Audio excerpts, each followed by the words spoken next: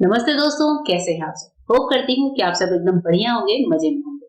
तो चलिए दोस्तों, आज कुछ ऐसी समस्याओं का समाधान करते हैं जो हमारी रोजमर्रा की लाइफ में उठती हैं और जिनका हमें समाधान नहीं मिलता।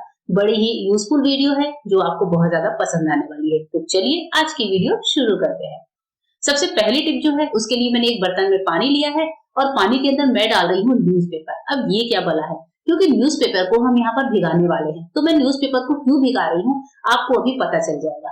ये जो न्यूज़पेपर होता है वो भीगने के बाद बहुत ही मैजिकल तरीके से काम करता है। इसको लेकर चलते हैं अपने घर की उस सिंक के नीचे वाली नाली के पास, जहां से आती है बदबू, जहां से निकलते हैं कीड़े मकोड़े। इस भीगे हुए न्यूज़पेपर को आपको नाली पर रख देना है। इससे आपको फायदा ये होगा कि नाली से जितनी आने वाली बदबू है उसको ये न्यूज़पेपर एब्जॉर्ब करेगा और घर में किसी तरह की स्मेल नहीं फैलेगी।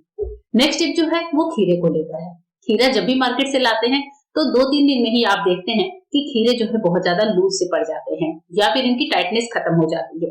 तो हम जो इसको स्टोर करते हैं वो नॉर्मली यही तरीका होता है कि या तो इसको जिपलॉक में कर लेते हैं या फिर किसी एयरटाइट डिब्बे में डालकर रख देते हैं। इस बार आप खीरे को मेरे बताए तरीके से स्टोर करिए। गारंटी है दोस्तों कि 15 से 20 दिन खीरे इजीली फ्रेश बने रहेंगे। आपको डिब्बे में एक टिश्यू पेपर लगाना है, उसके ऊपर से खीरे रख देने हैं। अब इसके साथ आपको करना है एक चम्मच का इस्तेमाल। स्टील की एक चम्मच लेनी है और उसके बाद से खीरे के साथ आपको इसको रख देना है। जी हाँ, स्टील की चम्मच को साथ में स्टोर करते ही हमारे जो खीरे की सेल्फ लाइफ है वो बढ़ जाती है। बस आपको चम्मच रखना है, ऊपर से एक और टिश्यू पेपर लगाना है और ढक्कन को बंद करके खीरे को फ्रिज में रख देना है। अब आपको खीरा 15 से 20 दिन तक फ्रेश अपने घर में ही मिल जाया करेगा। आइए एक और टिप की तरफ बढ़ते हैं। जब मेरे पास यहाँ पर है आईब्रो पेंसिल या फिर जो काजल होते हैं या फिर हमारे लिप लाइनर्स होते हैं, उनको लेकर है। हम जब भी इसको शार्प करते हैं तो आपने देखा है कि जल्दी पेंसिल घूमती नहीं है शार्पनर के अंदर, क्योंकि होता यह है कि पेंसिल जो है रखे रखे इस तरीके से बहुत ज्यादा सॉफ्ट सी हो जाती है और इसको शार्प करना बहुत मुश्किल हो जाता है। ऐसे टाइम पर आपको आईब्रो को जो पेंसिल है या फिर जो भी काजल है, लिप लाइनर है, उसको थोड़ी देर के लिए फ्रिज या फ्रीजर में रख देना है। फ्रीजर में 5 मिनट भी सफिशिएंट होते हैं। 5 मिनट के बाद इनको निकालिए और जब आप इनको शार्प करके देखेंगे तो पेंसिल जो होती है वो बहुत अच्छे से शार्प होती है। साथ ही इसके जो छिलके निकलते हैं वो एकदम हार्ड निकलते हैं और इसको जो शार्प करना बहुत ज्यादा आसान हो जाता है। साथ ही यूज करना भी बहुत ही आसान होता है। तो कैसी लगी टिप जरूर बताइएगा। नेक्स्ट टिप है वो भी बड़ी यूजफुल है, वो है पर्स के चेन को लेकर। कई बार पर्स की चेन थोड़ी सी ढीली हो जाती है और हमारे साथ अगर बच्चे होते हैं तो बार बार हमारे पर्स की चेन को खोलते बंद करते रहते हैं। ऐसे में आपको एक सेफ्टी पिन लेना है और पर्स की जो चेन है उसके जस्ट एकदम बगल में सेफ्टी पिन को इस तरह से लगा देना है। अब पर्स की चेन इजिली नहीं खुलेगी और बच्चे इसको खोल नहीं पाएंगे। टमाटर को लेकर एक टिप बताती हूँ कि जब भी हम लोग कोई स्टफ टमाटर बनाते हैं या फिर टमाटर को सिर्फ ऊपर से इसको निकालना होता है तो हम करते हैं नाइफ का इस्तेमाल, लेकिन इसकी बजाय अगर आप यहाँ पर करें पीलर का इस्तेमाल तो आपका काम बहुत ज्यादा आसान हो जाएगा। इसके लिए आपको पीलर का इस्तेमाल करना है। जी हाँ, पीलर की मदद से, पीलर की जो नोक होती है उससे आपको टमाटर के बीच वाले हिस्से को इस तरीके से निकालना है। अब टमाटर में होल अच्छा बन जाता है। इसके बाद भी आप चाहें तो पीलर को अंदर डालकर अंदर और भी ज्यादा होल कर सकते हैं। संतरे को लेकर एक बहुत ही यूजफुल टिप बताने वाली हूँ कि कभी-कभी हम बच्चों को संतरा देते हैं। ऐसे में हम क्या करते हैं, बच्चे को संतरा देना चाहते हैं और हम संतरे को इस तरीके से काट देते हैं। मैं अपने बच्चों को संतरा कैसे खिलाती हूँ आगे मैं आपको बताने वाली हूँ। तो जब हमने इस तरह से संतरे को कट कर लिया और उसी टाइम पर बच्चों ने मना कर दिया कि हमें संतरा नहीं खाना या हमने किसी और रीजन से काटा था, अब चूंकि संतरा खराब ना हो तो उसके लिए बहुत अच्छा सा उपाय है। दोनों पीसेस को आपस में जोड़िए और एक टूथपिक ले लीजिए। टूथपिक की मदद से दोनों संतरे के पार्ट को टक कर दीजिए इस तरीके से और वापस इसको फ्रिज में रखिए, ये फ्रेश बना रहेगा। तो अब हमने जब संतरे को कट कर लिया दोस्तों, तो सबसे पहले क्या करिए, इसके बीज निकाल लीजिए। बच्चों को देने से पहले हाफ पार्ट में कट करना है और उसके बाद से जितने बीज हैं उनको इस तरह से नाइफ की हेल्प से आपको निकाल लेना है या फिर फोक की हेल्प से भी सारे बीजों को आप निकाल सकते हैं। दोनों पार्ट में यही काम करना है। जितने भी बीज हैं वो इसी पार्ट में मिलेंगे आपको, बिल्कुल मिडिल पार्ट में। तो सारे बीजों को पहले अलग कर लीजिए। उसके बाद से आपको छिलके को इस तरीके से उतारना है कि जो बीज वाला पार्ट है वो डिस्टर्ब ना हो ज्यादा। इस तरीके से हम निकाल लेते हैं। जो अलग से रेशे वगैरह हैं उनको भी निकाल लीजिए और उसके बाद से संतरे की जितनी फाकियां हैं इस तरीके से निकाल लीजिए, अलग अलग कर लीजिए। अब ये जो फाकियां हैं बच्चे इनको इजिली उठा के खा सकते हैं। इस टाइम पर बच्चे इनको फोक से भी खा सकते हैं या फिर हाथों से भी खा सकते हैं। जो ज्यादा छोटे बच्चे हैं उनको ये छोटे छोटे पीस खाने में बहुत ही अच्छे लगते हैं और बच्चे बीजों से परेशान नहीं होते। बच्चों के टिफिन में भी आप इसी तरीके से संतरे की फाकों को करके तोड़कर दे सकते हैं और बच्चे बिना इंटरप्ट हुए इसको एंजॉय कर सकते हैं। कैसा लगा तरीका जरूर बताइएगा। आइए आज की एक और यूजफुल टिप देखते हैं।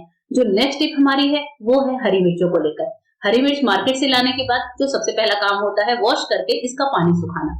नेक्स्ट जो दूसरा काम होता है उसकी डंडियों को अलग करना। लेकिन अब जो तीसरा काम मैं बताने वाली हूँ वो है दोस्तों इसको अच्छे से स्टोरेज को लेकर। इसके लिए आपको लेना है थोड़ा सा सरसों का तेल या फिर कोई सा भी कुकिंग ऑयल। थोड़ा सा सरसों का तेल आपको मिर्चों में डालना है और तेल को मिर्चों के ऊपर अच्छे से लगा देना है। हल्का सा इस तरह से मिलाते ही आप देखेंगे कि सारी मिर्चियों के ऊपर तेल अच्छे से कोट हो चुका है। अब इसके बाद से एयरटाइट डिब्बा ले लीजिए, थोड़ा सा टिश्यू पेपर बिछा लीजिए और उसके बाद से मिर्चों को इसमें स्टोर कर लीजिए। आप चाहें तो ऊपर से भी पेपर की कोटिंग लगा सकते हैं, नहीं भी लगाते हैं तो भी चलता है, कोई कपड़ा वगैरह भी बिछा सकते हैं। और उसके बाद से डब्बे को बंद करके रखिए। महीनों दिन तक ये मिर्ची खराब नहीं होगी। आप इस मिर्ची को महीनों तक यूज कर सकते हैं, बिल्कुल भी स्मेल नहीं आती है और बिल्कुल फ्रेश बने होते हैं। नेक्स्ट जो यूजफुल टिप है वो इस तरह के पेपर बैग को लेकर है।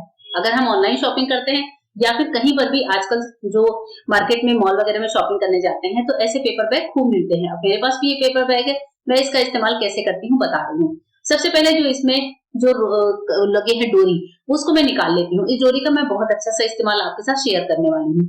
तो इस डोरी को निकालकर अलग कर लें। उसके बाद से हमारा ये जो पेपर बैग है ये कहीं पर भी बिछाने के लिए तैयार हो चुका है। अब हमारी सब्जी की टोकरी होती है उसमें नीचे आप इसको बिछा सकते हैं। जो स्टील की टोकरियां होती हैं उनमें भी आप बिछा सकते हैं। अब जैसे इस टोकरी में मुझे प्याज रखना है तो मैं क्या करूंगी, पेपर बैग के ऊपर प्याज डाल दूंगी। इस पेपर बैग की वजह से प्याज में जो है बहुत अच्छे से फ्रेशनेस बनी रहती है और जो है प्याज में नमी नहीं आती, इसलिए प्याज खराब नहीं होता, ये नमी को एब्जॉर्ब करता है। इस तरह से करके बस आप अपने प्याज को स्टोर कर सकते हैं।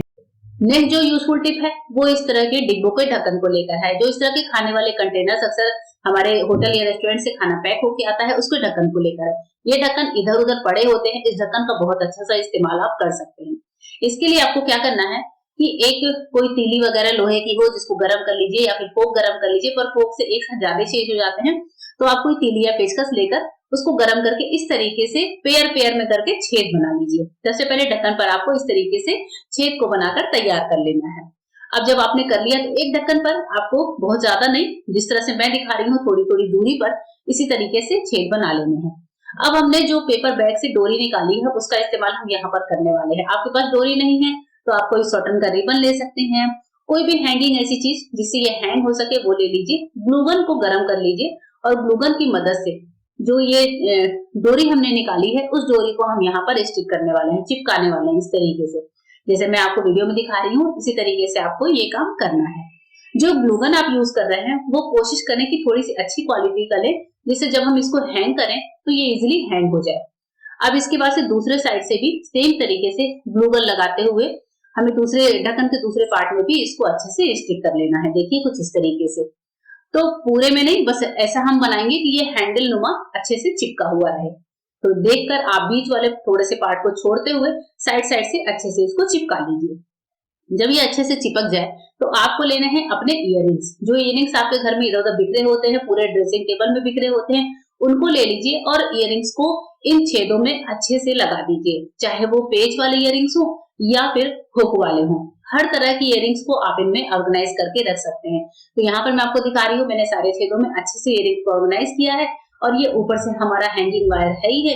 तो इस तरीके से इसको रूम में या फिर ड्रेसिंग टेबल में कहीं पर भी लटका कर रखिए, देखने में अच्छे लगते हैं। सबसे बड़ी बात हमारे हैंडी हो जाते हैं, हम जब चाहे तो अपनी पसंद की इयररिंग निकालकर पहन सकते हैं।